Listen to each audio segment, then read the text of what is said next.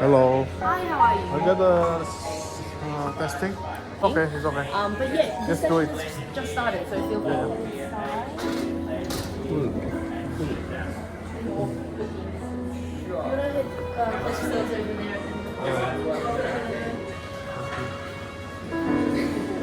Hi.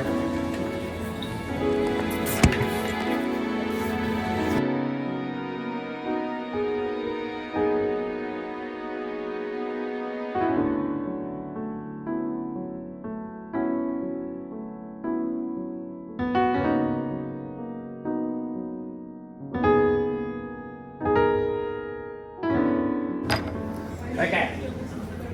What about this?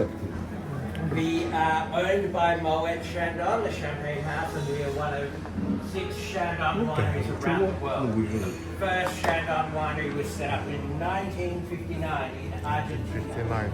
Then In in the Argentina. Dari 1970s, they Argentina. set up Chandon Brazil and also Chandon Napa Valley, California. Ada In the Napa Valley, ada mid-1980s, they Brazil. purchased this property here in And then Plantation 18 beli di Vines. sini. In 2013, they set up Chandon India. 2014, Chandon China. Okay. So all Ada the China winemakers juga. from all those Chandons around the world, including Moët Chandon in Champagne, they work collaboratively together. So they're swapping ideas, researching new products, and so on and so forth.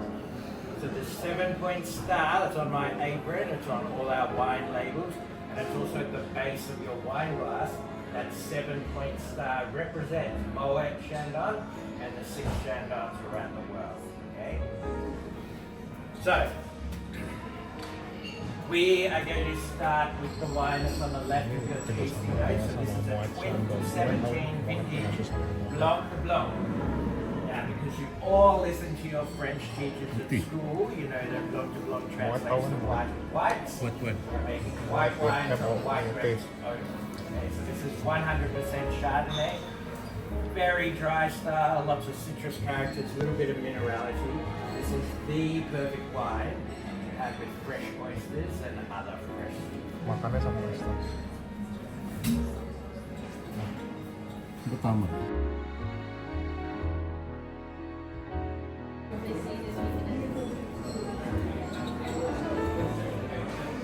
So are you in collaboration with Moët?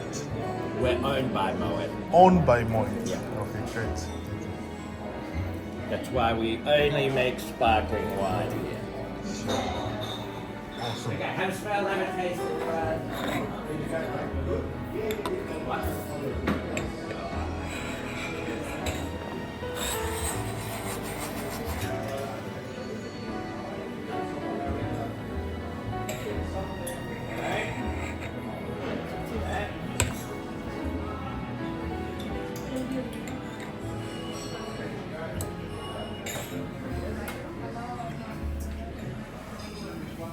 Ini lagi cantik semua. Ini sampai terbaik di dunia. Moët Chandon. Now, whenever we put the year on the label, like these first two wines, we have to use majority of grapes picked in that year. They're what we call vintage wines, okay? So that means that no two vintage wines are ever the same because no two growing seasons are ever the same. These wines are a reflection of what happened in the vineyard over that growing season. So you might be wondering, why am I still pouring wine from the 2017 vintage? And that's because there's a Champagne region law that dictates that all vintage wines have to be aged in the bottle for a minimum of 3 years, okay? So we follow that law here, not all Australian sparkling producers follow that law.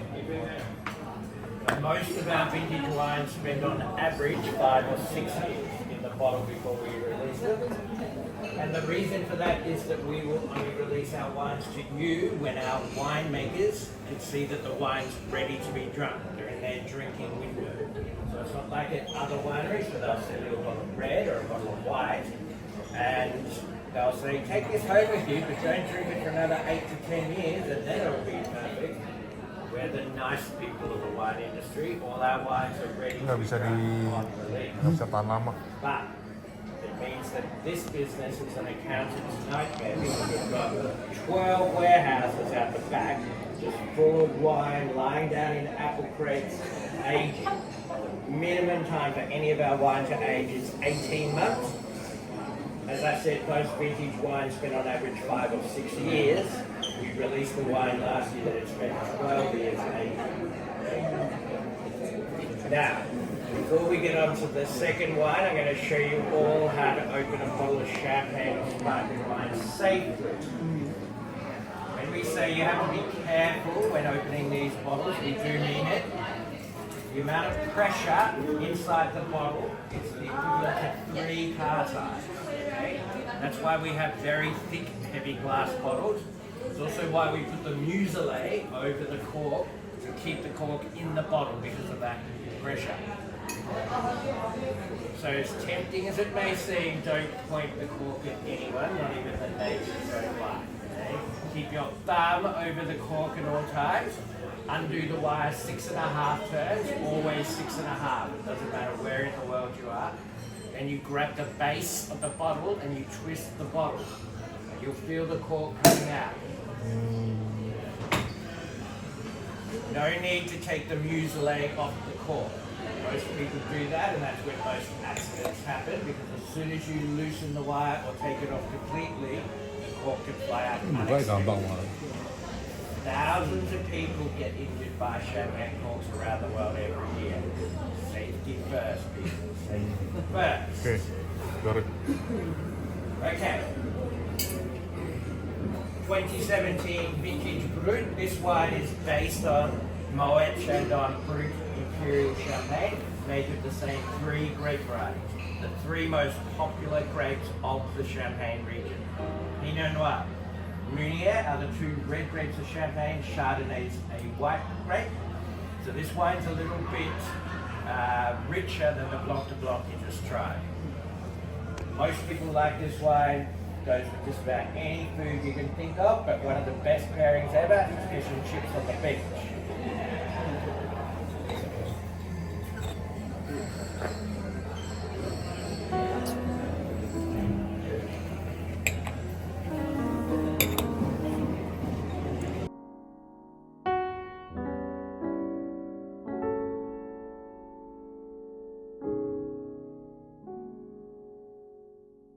Brut.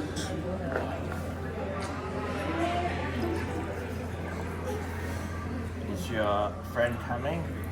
My wife is at the car with my kids sleeping. Okay. That's why. Okay. You want me to keep pouring so you can drink it? Yeah. Yeah. It's okay. That's good.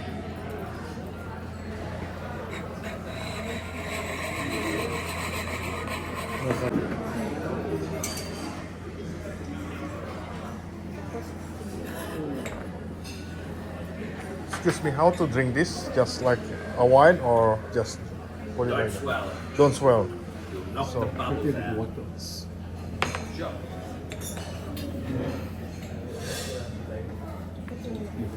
We just go straight like that.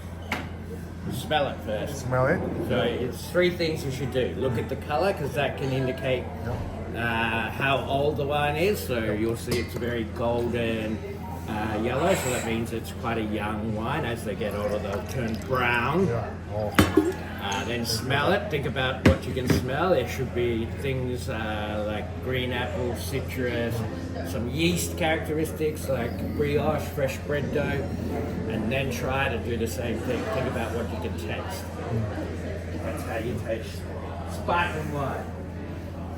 Okay, so these wines are made in exactly the same method as champagne. Awesome. Okay? It's called method traditionale. So whenever you see on the label it says method traditionale, that's the only way that you know that this wine has gone through 2 full fermentations, and the second fermentation happens inside the bottle. Okay. So it's a 2-step process to make our wine. So the first step is to pick the grapes separately in the vineyard according to ripeness, and we take them to the winery. We keep the varieties separate. Crush the grapes, add the juice from those grapes to a stainless steel tank generally. Awesome. Add yeast to that tank. Yeast eats all the natural sugar from the grapes and converts that sugar to alcohol. That is the fermentation process. Okay? And the process continues until there's no sugar left to eat, because then the yeast will die. Once we have, so then we're left with all these dry base wines. Just like table wine, we call them base wines. But our wines are only about 9 or 10% alcohol. We pick our grapes a lot earlier for sparkling wine production than they do for table wine. Once we pick all our grapes for the year, we will have over 100 different base wines in the winery. The winery is just a massive tank farm. Okay? Then the winemakers go through every single base wine and they give them a ranking based on what they look like, smell like, taste like, and what the acidity is like. And then they'll come up with the blends for those 18 different styles of sparkling wine that we make. So for the vintage fruit that you just tried, they might say, let's take 15% of this tank of Pinot Noir because it's very aromatic. Let's take 20% of this tank of Chardonnay because it's got really good acidity, so on and so forth. These wines can be made up of well over 8 different bases. Our winemakers are master blenders. It's a massive part of what they do. Once they've come up with the blend, we then bottle it into the bottle that I call from, and into that bottle we add a very measured amount of extra yeast and extra sugar. We put a crown seal on top, lay those bottles down, and cap it. Inside each individual bottle, it goes through the second fermentation where that yeast we added eats the sugar we added, brings the alcohol up to 12.5%. All our wines are 12.5%. And a byproduct of fermentation is CO2, so that's how we get the bubbles in the wine. The most natural way to get bubbles in wine, not the only way. Okay? And that is when the aging process happens. So the wine will sit, the vintage wine will sit in those bottles with the dead yeast cells for a minimum of 3 years. So that is what gives champagne and our sparkling wine those yeasty characteristics that you can smell and taste. Brioche, fresh bread dough, nuttiness, all those things. Okay? So that is method traditional in a nutshell. If you want to know how we finish the process, it's on the reverse side of your tasting notes. You can read it home. Now, the next one is a rosé. And it's called Ancestral Rosé. This is the only wine that we produce that does not use method traditional. This wine is made using method Ancestral. It's, as the name suggests, very old way of making sparkling wine. It's actually us replicating what happened hundreds of years ago when they first discovered how to get bubbles in wine. So back then, in Champagne, they already knew how to make table wine, just like every other region in France, and that's what they did up until this point. So they would pick the grapes in summer, make wine and bottle it, and the natural yeast that are found in the vineyard would start fermenting the natural sugar from the grapes inside the bottle. Then it got to autumn and it got so cold that the fermentation stopped. But back then they did not have the science to know that the fermentation had just stopped, but not completed. So the next spring when the weather warmed up again, the fermentation restarted inside the bottle, and that's when they had lots of bottles exploding on them. They didn't have the big, thick glass bottles we had, but they found they had bubbles in their wine. So this is the start of the whole champagne story. Okay? This is like version 1. So they knew how to make table wine, and they made the ancestral method, and now onto method traditional. So we replicate that by starting the fermentation in a stainless steel tank. Halfway through that fermentation, we chill the tank down to stop the fermentation, then bottle it into this bottle without the addition of any extra yeast or sugar, and the fermentation finishes in the bottle. So this wine only goes through one fermentation, and only half of that fermentation happens inside the bottle, which is where we capture the bubble. This wine's not as bubbly as the other ones. It's really soft, easy drinking, made from 100% Pinot Noir, so lots of red apple, cranberry, pink grapefruit, great wine.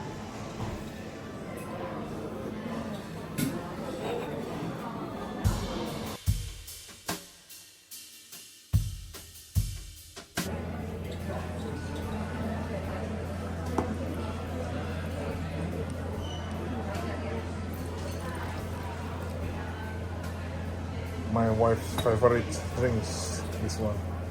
Rosé. Rosé. Well, we make about 3 or 4 different styles. Yeah. There's more than one way to make rosé.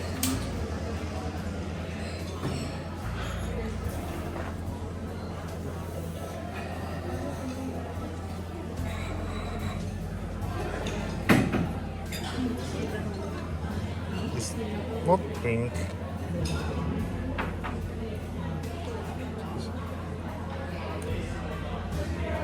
Oh, nggak merah. Nggak merah warnanya. Harusnya kan warnanya merah pink.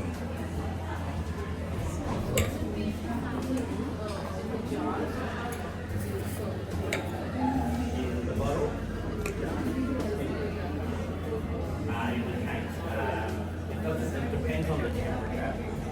So they do take different types of it's generally like 10 days. It's not very long. Really long process for when we do grapes. These do have these last year they were very long. But yeah. We're going back to method traditional now. So for these last 2 wines, I'm going to pour you what we call non-vintage wines. There's no year on the label, okay? So with these wines, these are made up of a blend of many, many different reserve base wines that are made to a particular style. And then we do a bottling of that blend once a year. Because whenever you pick up a bottle of non-vintage sparkling like these last two, they will always taste the same because there's no vintage variance. There'll be slight variances between the bottling. But most people can't pick them up, and we don't put on the bottle when we bottled it, so you then know what to drink. These are the wines that only have to be aged for a minimum of 18 months, compared to a minimum 3 years for vintage wines. So that's why when you shop for champagne, the non-vintage champagne are cheaper than their vintage brothers and sisters because of that aging requirement. It's not a free service. 像笨的才上嘛， Now, the last two wines are also a little bit sweeter. Because the very last thing we do with all our wines before we put the cork in the bottle is we finish them off with what we call a dosage, which is a blend of a base wine and a sugary liqueur. And the amount of sugar to tell you how much sugar we add, and it's generally not on the labels in Australia, but it's far, far, far less than Coca-Cola. Much healthier alternative. Way more fun. Now, Cuvée Riche translates to rich blend. Okay, so this wine is a much richer style, sweeter style, lots of tropical fruit flavors, nice creamy soft mouthfeel. 这个里面那么多， This wine goes really well with any food that is rich, like chicken liver parfait, anything that is salty like blue cheese, anything spicy. With the level of sweetness of this wine, will cut through spiciness, saltiness, or richness of food. Just think about this wine in context, okay? Because on your initial sip of this wine, it will seem way sweeter than what it actually is because you just tried 3 dry styles of wine. So do not make your mind up on this wine after the first sip. Okay? Context.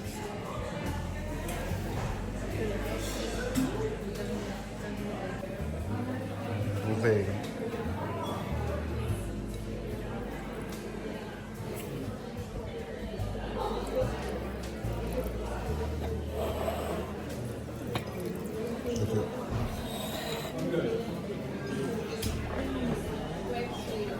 Berarti ini yang Not as sweet as you think it is. Not as sweet as a dessert wine or a fortified wine, and it's not cloying like those wines either.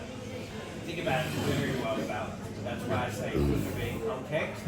So you had a slab of blue cheese or a favorite spicy dish, because that sweetness will come through those things. And the reason we say that is because if you come here and dine with us for lunch, either in the lounge or the restaurant, we only serve our own wines. So you're forced to drink sparkling wine with the whole meal. We want to get you out of the habit of inviting your guests with a glass of sparkling wine, and then as soon as you sit down for lunch or dinner, you move over to table wine. Stay with the sparkling wine, way more fun. Why we give you lots of food and wine pairing ideas. We don't want you to be drinking Chandon just on your birthday and Christmas, because that's only twice a year. It should be at least 3 to 4 times a week for a balanced diet. So you've got your oysters with your blanc de blanc on Friday, fish and chips on the beach with your village food on Saturday, in the park watching the sunset with the Ancestral Rosé Sunday. And then this with your blue cheese and spicy KFC on Monday. That's 4 times a week already. 那差不多。 oh ya? Pretty easy.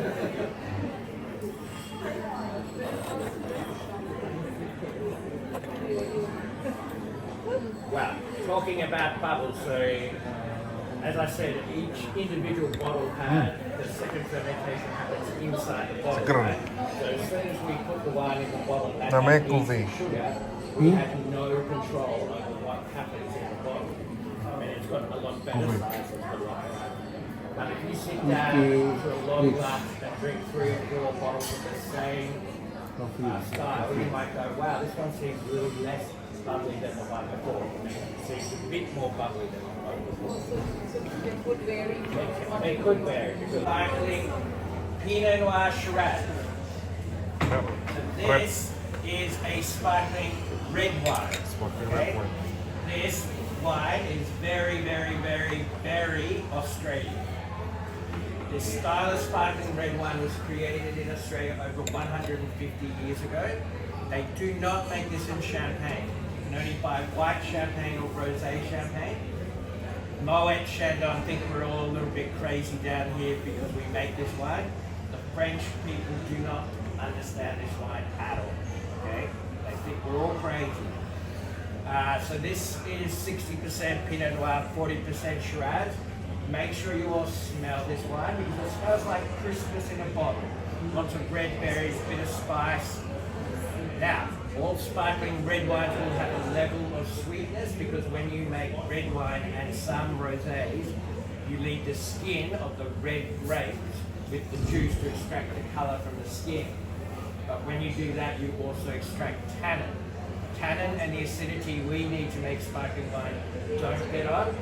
So in that dosage, we have to add enough sugar to mask the tannin. We don't have to tell you how much sugar we add, and it's generally not on the labels in Australia, but it's far, far, far less than Coca-Cola. So another great alternative. Great wine to have with roast turkey, roast ham, roast duck. Also a great barbecue.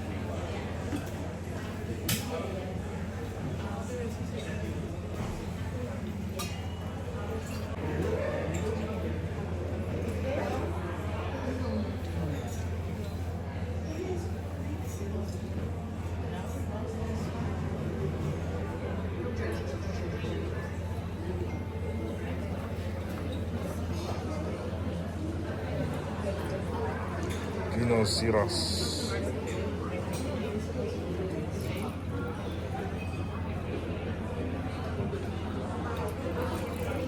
Thank you.